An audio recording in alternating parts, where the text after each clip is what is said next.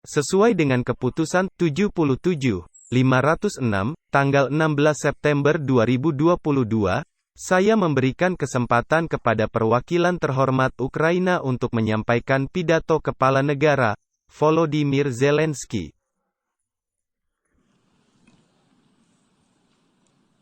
Tuan Presiden, saya mendapat kehormatan untuk memperkenalkan pernyataan yang direkam sebelumnya oleh Yang Mulia, Tuan Volodymyr Zelensky, Presiden Ukraina.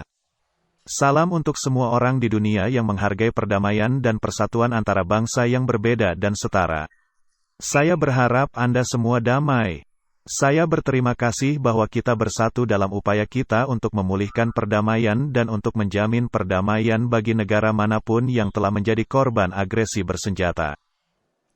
Sebuah kejahatan telah dilakukan terhadap Ukraina, dan kami menuntut hukuman yang adil.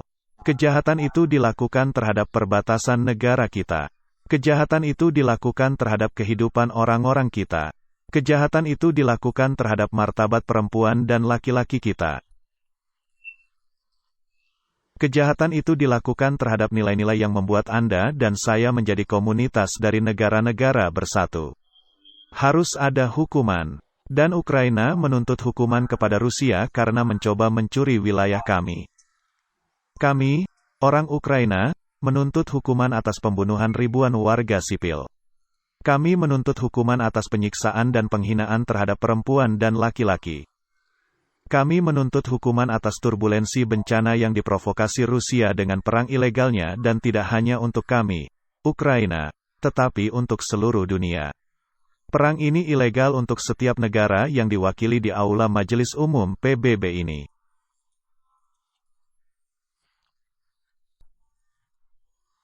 Saya berbicara atas nama Ukraina. Saya berbicara atas nama negara yang dipaksa untuk mempertahankan diri, tetapi memiliki formula untuk perdamaian. Saat ini saya berbicara kepada semua orang yang ingin mendengar bagaimana mencapai perdamaian. Saya akan menyajikan formula yang dapat bekerja tidak hanya untuk kita, tetapi untuk siapa saja yang mungkin menemukan diri mereka dalam keadaan yang sama seperti yang kita lakukan. Saya akan memberi Anda formula yang menghukum kejahatan, melindungi kehidupan, memulihkan keamanan dan integritas teritorial. Ini adalah formula yang menjamin keamanan dan memberikan tekad. Secara keseluruhan, ada 5 prasyarat untuk perdamaian. Tuan Presiden Majelis Umum yang terhormat, Sekjen PBB yang terhormat, para kepala negara dan pemerintahan yang terhormat, jurnalis yang terhormat, bangsa-bangsa di dunia, semua orang Ukraina menginginkan kehidupan yang damai. Eropa menginginkan kehidupan yang damai. Dunia menginginkan kehidupan yang damai. Dan kita telah melihat satu-satunya negara yang menginginkan perang, bukan kehidupan yang damai. Dan hanya ada satu entitas di antara semua negara anggota Perserikatan Bangsa-Bangsa yang akan mengatakan sekarang, jika saja dia bisa menyela pidato saya, bahwa dia senang dengan perang yang mengerikan ini. Ini adalah perang ilegalnya yang mengerikan. Tapi kami tidak akan membiarkan entitas ini menguasai kami, meskipun itu adalah negara bagian terbesar di dunia. Kami tidak akan pernah membiarkan itu terjadi. Ukraina menunjukkan kekuatan luar biasa di medan perang, menggunakan haknya untuk membela diri sesuai dengan pasal 51 Piagam PBB. Dan tidak ada yang akan mencela kita sekarang atau di masa depan dengan kelemahan atau ketidakmampuan untuk memperjuangkan diri kita sendiri, untuk kemerdekaan kita. Kami mencapai hasil dalam pertarungan ini dan kami melihat seperti apa akhir perang ini, dan apa yang akan menjadi jaminan perdamaian yang stabil. Kami melihat apa yang lebih mungkin terjadi. Piagam PBB menyatakan kesetaraan bangsa, dan kami membuktikan bahwa Ukraina juga setara di antara yang sederajat. Piagam PBB melindungi perbatasan yang tidak dapat diganggu-gugat. Dan kami tentu saja mengkonfirmasi perbatasan Ukraina kami dengan mengusir penjajah keluar dari negara kami. Piagam PBB menetapkan nilai hak asasi manusia, martabat dan kehidupan. Dan kami juga menetapkan nilai hak asasi manusia, martabat dan kehidupan, dengan setiap kota Ukraina dibebaskan dari pendudukan Rusia. Kami tidak memprovokasi perang ini. Kami sebenarnya mengadakan 88 putaran pembicaraan dalam berbagai format untuk mencegah perang ini. Kami melakukannya hanya dari awal kepresidenan saya sampai 24 Februari tahun ini. Tetapi Rusia, alih-alih menghentikan kejahatan agresi, yang dimulai pada tahun 2014, mengubahnya menjadi invasi skala penuh. Dan kami tidak punya pilihan selain membela diri. Dan kita melakukannya sekarang. Kami mendorong agresor melampaui perbatasan negara Ukraina yang diakui secara internasional, sebagaimana mestinya. Dan ini adalah item pertama dari formula perdamaian kami. Ini adalah item yang komprehensif. Item pertama dari formula adalah hukuman. Ini adalah hukuman untuk kejahatan agresi. Ini adalah hukuman untuk pelanggaran perbatasan dan integritas teritorial. Ini adalah hukuman yang harus diterapkan sampai perbatasan yang diakui secara internasional dipulihkan. Itu harus di tempat sampai agresi berhenti. Dan sampai kerusakan dan kerugian perang dikompensasikan sepenuhnya. Oleh karena itu, sanksi terhadap agresor adalah bagian dari formula perdamaian, itu adalah hukuman. Memblokir perdagangan dan hubungan dengan agresor adalah bagian dari formula perdamaian. Semua ini adalah hukuman. Selama agresor adalah pihak dalam pengambilan keputusan dalam organisasi internasional, ia harus diisolasi dari mereka, setidaknya sampai agresi berlangsung. Dia harus ditolak hak pilihnya.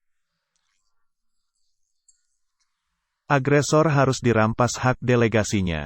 Dan hak veto harus dihapus, jika itu adalah anggota Dewan Keamanan PBB. Untuk menghukum agresor di dalam institusi. Kita tidak boleh menutup mata terhadap propagandis yang membenarkan agresi, tetapi menerapkan paket penuh pembatasan pribadi terhadap mereka, sebagai hukuman. Itu akan menjadi hukuman yang tepat untuk berbohong. Warga negara agresor tidak boleh diizinkan untuk menikmati wisata atau berbelanja di wilayah mereka yang menghargai perdamaian, tetapi harus didorong melalui pembatasan visa untuk melawan agresi negara mereka sendiri. Ini penting. Ini adalah hukuman karena bersekongkol dengan kejahatan dan perang ini. Pengadilan khusus harus dibentuk untuk menghukum Rusia atas kejahatan agresi terhadap negara kita, untuk semua perbuatannya. Ini akan menjadi sinyal bagi semua calon agresor, bahwa mereka harus menghargai perdamaian di mana-mana atau dibawa ke tanggung jawab oleh dunia. Kami sudah menyiapkan langkah-langkah yang tepat untuk membentuk pengadilan tersebut. Mereka akan dipresentasikan ke semua negara bagian sesegera mungkin. Ukraina akan mengajukan banding ke Majelis Umum PBB untuk mendukung mekanisme kompensasi internasional. Kami sangat mengandalkan dukungan Anda. Rusia harus membayar perang ini dengan asetnya dan semua yang telah dia lakukan. Ini juga merupakan hukuman. Ini adalah salah satu hukuman paling mengerikan bagi pejabat Rusia, yang menghargai uang di atas segalanya. Item kedua dari formula perdamaian adalah perlindungan kehidupan. Ini adalah item yang paling konkret.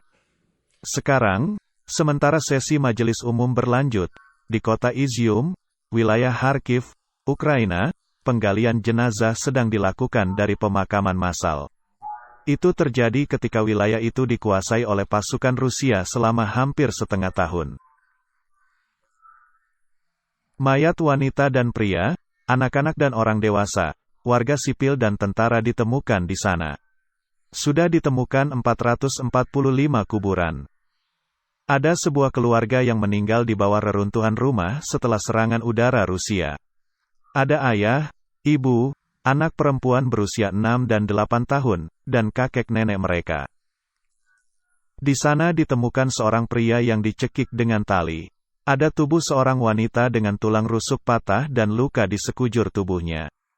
Bahkan ada ditemukan seorang pria yang dikebiri sebelum pembunuhan. Dan ini sebenarnya bukan kasus pertama. Tanya, tolong, perwakilan Rusia, mengapa militer Rusia seperti itu? Mengapa militer Rusia begitu terobsesi dengan pengebirian? Apa yang dilakukan kepada mereka sehingga mereka ingin melakukan ini kepada orang lain? Dan ada satu-satunya hal yang membedakan penguburan massal di Izium dari apa yang dunia lihat di Bucha. Dan sebenarnya itu adalah pemakaman itu sendiri. Tentara Rusia berada di Izium lebih lama daripada di Bucha. Dan karena itu mayat orang-orang yang terbunuh dikuburkan, dan tidak berserakan di jalan-jalan. Pasukan Rusia punya waktu untuk melakukan ini. Jadi, bagaimana kita bisa membiarkan tentara Rusia di suatu tempat di tanah Ukraina, mengetahui bahwa mereka melakukan pembunuhan massal seperti itu di mana-mana? Kami tidak bisa membiarkan ini. Kita harus melindungi kehidupan semua orang. Dunia juga harus melindungi kehidupan setiap orang. Setiap negara yang menderita agresi bersenjata membutuhkan kesempatan untuk melindungi warganya dan membebaskan wilayahnya. Jika membutuhkan bantuan dengan senjata atau peluru, mereka harus disediakan. Jika Anda membutuhkan bantuan keuangan untuk ini, itu harus diberikan.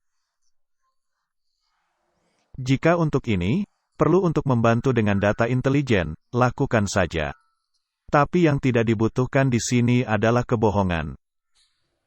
Kami dapat mengembalikan bendera Ukraina ke seluruh wilayah kami. Kita bisa melakukannya dengan kekuatan senjata. Tapi kita butuh waktu. Kami mencoba mempercepatnya. Kami mencoba menerapkan ketentuan dasar piagam PBB untuk Ukraina melalui negosiasi. Tetapi Rusia takut akan negosiasi yang sebenarnya dan tidak ingin memenuhi kewajiban internasional yang adil. Rusia berbohong kepada semua orang. Seperti itu tipikal untuk agresor, untuk teroris. Bahkan sekarang, ketika Rusia berbicara tentang negosiasi, ia hanya ingin memperlambat mundurnya. Rusia ingin menghabiskan musim dingin di wilayah pendudukan Ukraina dan mempersiapkan pasukan untuk mencoba serangan baru. Mereka ingin membuat kasus baru seperti di Bucha, Izium. Atau setidaknya Rusia ingin menyiapkan benteng di tanah yang diduduki dan melakukan mobilisasi militer di tanah air. Kita tidak bisa menyetujui perang yang tertunda. Karena itu akan lebih buruk daripada perang sekarang. Bagi kami, ini adalah perang untuk hidup kami. Itulah mengapa kita membutuhkan dukungan pertahanan, senjata, peralatan militer, dan peluru. Senjata ofensif, jarak jauh sudah cukup untuk membebaskan tanah kita, dan sistem pertahanan, di atas segalanya, pertahanan udara. Dan tentu saja kami membutuhkan dukungan keuangan untuk menjaga stabilitas internal dan memenuhi kewajiban sosial kepada orang-orang kami. Perlindungan fisik dan sosial adalah dua elemen dari kehidupan suatu bangsa. Jadi, item kedua dari formula perdamaian kita adalah perlindungan kehidupan. Dengan segala cara yang tersedia, yang tentu saja diperbolehkan oleh piagam PBB. Item ketiga dari formula perdamaian kami adalah memulihkan keamanan dan integritas teritorial. Lihat saja berapa banyak elemen keamanan global yang telah dirusak Rusia dengan perangnya. Ini telah merusak keamanan maritim, keamanan pangan, keamanan radiasi, keamanan energi dan keamanan dari senjata pemusnah massal. Kami sudah memulihkan keamanan maritim dan ketahanan pangan. Dan saya berterima kasih kepada Tuan Antonio Guterres atas keterlibatan pribadinya. Saya akan menyebutkan daftar negara yang telah menerima produk pertanian Ukraina. Ini Aljazair, Ethiopia, Mesir, Libya, Kenya, Somalia, Sudan, Tunisia, Bangladesh, Israel, India, Iran, Yaman, Siprus, Cina, Korea, Lebanon, Turki, Belgia, Bulgaria, Yunani, Irlandia, Spanyol, Italia, Belanda, Jerman, Rumania, dan Prancis. 27 negara, dan semua negara ini telah menerima produk pertanian Ukraina. Dan kita harus meningkatkan pasokan produk pertanian melalui laut. Baik di bawah kondisi pasar maupun di dalam program pangan PBB, di mana Ukraina selalu menjadi mitra yang dapat diandalkan. Dan omong-omong, terlepas dari semua kesulitan yang kami hadapi akibat perang, kami memutuskan untuk memberikan bantuan kemanusiaan ke Ethiopia dan Somalia. Jadi kami akan mengirimi mereka gandum Ukraina dalam jumlah tambahan. Tetapi lebih sulit dengan elemen keamanan lainnya. Menjelang pertemuan Majelis Umum, Rusia menembakkan rudal ke pembangkit listrik tenaga nuklir Ukraina Selatan. Ledakan menghantam bangunan pembangkit nuklir, jendela pecah, dinding rusak. Roket meledak hanya 300 meter dari dinding reaktor nuklir. Dan ini terjadi setelah seruan IAEA yang jelas kepada Rusia untuk menghentikan aktivitas permusuhan apapun terhadap fasilitas nuklir Ukraina dan, khususnya, terhadap pembangkit listrik tenaga nuklir Zaporizhzhia. Pembangkit listrik tenaga nuklir Zaporizhzhia adalah yang terbesar di Eropa, yang menjadi target Rusia. Itu membuat Anda menjadi target. Rusia telah mengubah kami menjadi target. Pemerasan radiasi Rusia adalah sesuatu yang harus menjadi perhatian Anda masing-masing. Ini harus menjadi perhatian Anda karena tidak seorang pun dari Anda akan menemukan vaksin untuk melawan penyakit radiasi. Krisis biaya hidup terus berlanjut di puluhan negara. Dan itu disebabkan oleh destabilisasi pasar energi dunia. Faktor utama gejolak harga global perlu dihilangkan, yaitu pemerasan energi Rusia. Hal ini diperlukan untuk membatasi harga di mana Rusia mengekspor sumber daya energinya. Hal ini diperlukan untuk membuat minyak dan gas Rusia hanya barang biasa lagi. Saat ini, minyak dan gas adalah senjata energi Rusia. Dan hanya karena itu adalah senjata Rusia, Rusia memanipulasi pasar sehingga listrik, gas, bensin, dan solar menjadi hak istimewa segelintir orang alih-alih menjadi barang umum yang tersedia bagi semua orang. Membatasi harga adalah melindungi dunia. Ini adalah cara nyata untuk memulihkan keamanan energi dan harga di dunia. Tapi apakah dunia akan mengejarnya? Atau akan takut? Apakah akan takut dengan ancaman Rusia? Anda hanya perlu mengambil satu langkah kuat. Setelah itu semuanya akan menjadi jelas. Kami membutuhkan tindakan tegas untuk menyelesaikan semuanya. Waktunya telah tiba untuk ini. Langkah penting ini akan menempatkan semuanya pada tempatnya. Ini harus dilakukan, apalagi setelah teror rudal Rusia, setelah pembantaian, setelah Mariupol, setelah pembakaran tahanan Ukraina di Olenivka oleh militer Rusia, setelah memblokir port, setelah serangan tank dan rudal Rusia di pembangkit listrik tenaga nuklir. Dan setelah ancaman untuk menggunakan senjata nuklir. Dan ancaman untuk menggunakan senjata nuklir telah menjadi aturan, bukan pengecualian, bagi para propagandis Rusia. Kita akhirnya harus mengakui Rusia sebagai negara sponsor terorisme. Kita harus melakukannya di semua level. Di semua negara yang mengakui nilai-nilai perdamaian dan perlindungan kehidupan manusia. Sah, secara politik. Jika Anda tidak memiliki mekanisme hukum, Anda dapat membuat keputusan politik di parlemen. Ini adalah fondasi nyata untuk memulihkan keamanan global. Jika langkah kuat ini diambil, keraguan akan hilang, apakah akan mengambil langkah penting lainnya. Dan yang sangat sensitif adalah batas negara, keutuhan wilayah. Ketika satu negara mencoba untuk mencuri wilayah negara lain, itu membuat semua negara dunia diserang. Keamanan global tidak dapat dipulihkan tanpa memulihkan integritas teritorial negara yang mengalami agresi bersenjata. Sehingga kita sampai pada item ketiga dari formula perdamaian Ukraina, dan itu adalah pemulihan keamanan dan integritas teritorial. Item keempat adalah jaminan keamanan. Setiap negara berhak atas jaminan keamanan. Tidak hanya negara-negara terbesar, tidak hanya mereka yang paling beruntung. Kami memiliki proposal untuk meningkatkan arsitektur keamanan untuk Ukraina, dan untuk Eropa dan dunia. Pembaruan arsitektur keamanan ini tidak akan memungkinkan agresi lagi terhadap negara manapun. Kami sudah mempresentasikannya kepada mitra kami. Kami sedang mempresentasikan proposal untuk perjanjian multilateral dan bilateral yang mengikat secara hukum. Jadi, inilah syarat-syarat bagi para penjamin untuk bertindak, dan jangka waktu tindakan mereka untuk membawa hasil di darat, di laut dan di udara, dalam diplomasi dan politik, dalam ekonomi dan keuangan, dalam penyediaan senjata dan intelijen. Dan masing-masing dari Anda, yang akan menerima teks formula perdamaian kami, juga akan melihat detail dari apa yang kami tawarkan sebagai jaminan keamanan. Saya tidak ingin membandingkan penawaran kami dengan jaminan aliansi apapun yang ada di planet ini sekarang. Saya hanya ingin menekankan bahwa selalu jauh lebih baik untuk menjamin keamanan suatu bangsa, secara preventif, sebelum perang, daripada menghentikan perang setelah perang dimulai. Dan item kelima dari formula perdamaian Ukraina adalah tekad. Ini adalah sesuatu yang tampaknya 4 item lainnya tidak akan berfungsi. Ini tekad kami untuk berjuang. Ini adalah tekad para mitra untuk membantu kami dan diri mereka sendiri.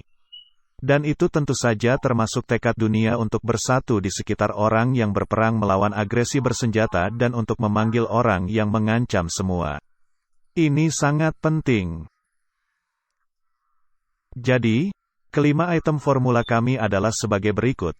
Hukuman untuk agresi, perlindungan kehidupan, pemulihan keamanan dan integritas wilayah, jaminan keamanan, dan tekad untuk membela diri. Ini persis formula kejahatan dan hukuman, yang sudah dikenal Rusia. Dan ini adalah formula keadilan dan hukum dan ketertiban yang belum dipelajari Rusia serta agresor potensial lainnya.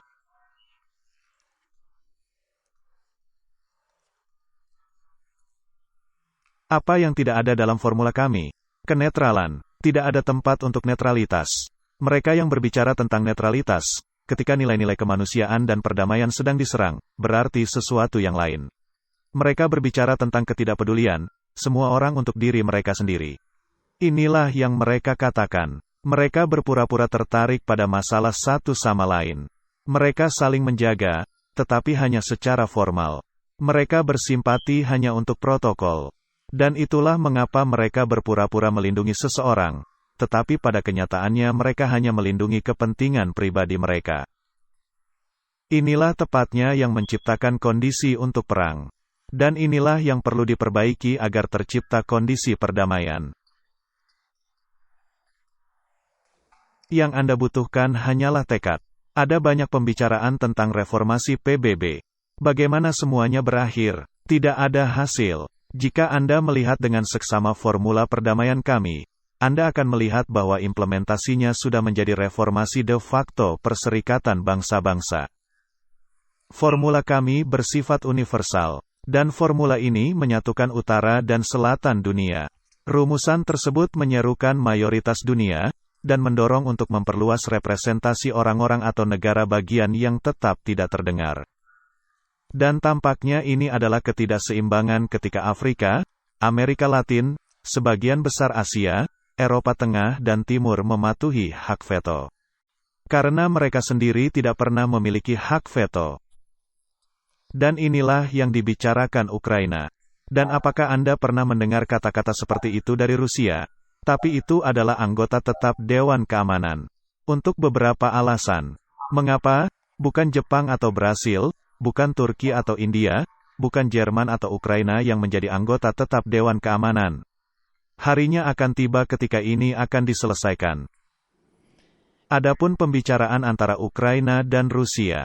Mungkin Anda pernah mendengar kata-kata berbeda dari Rusia tentang pembicaraan tersebut, seolah-olah mereka sudah siap untuk itu.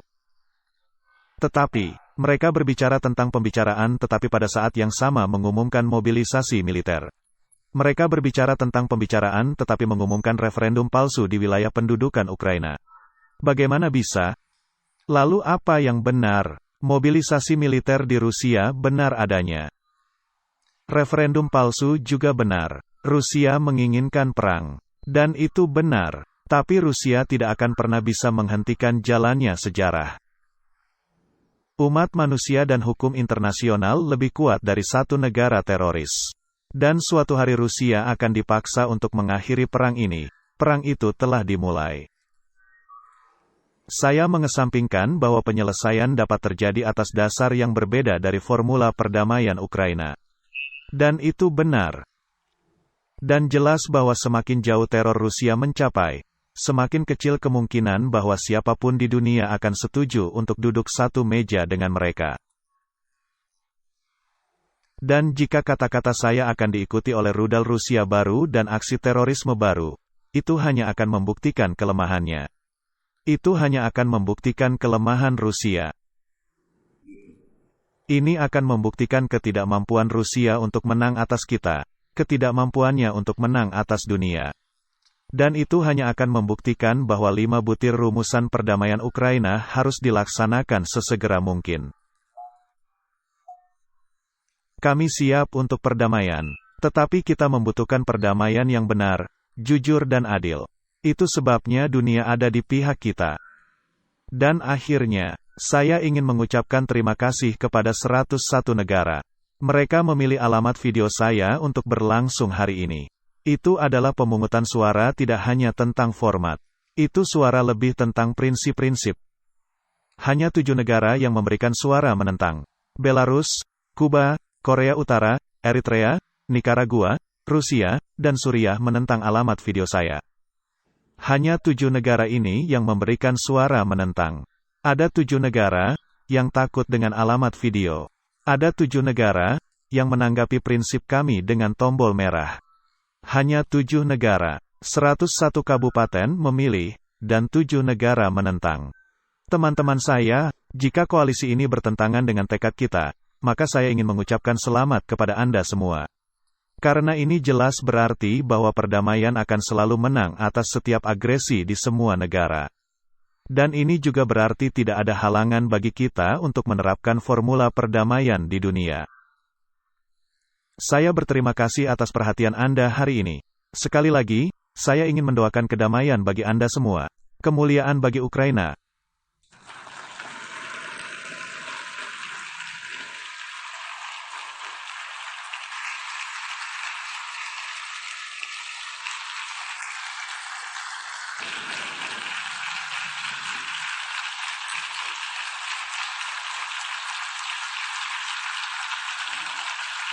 Atas nama majelis, saya ingin mengucapkan terima kasih kepada Presiden Ukraina atas pidato ini.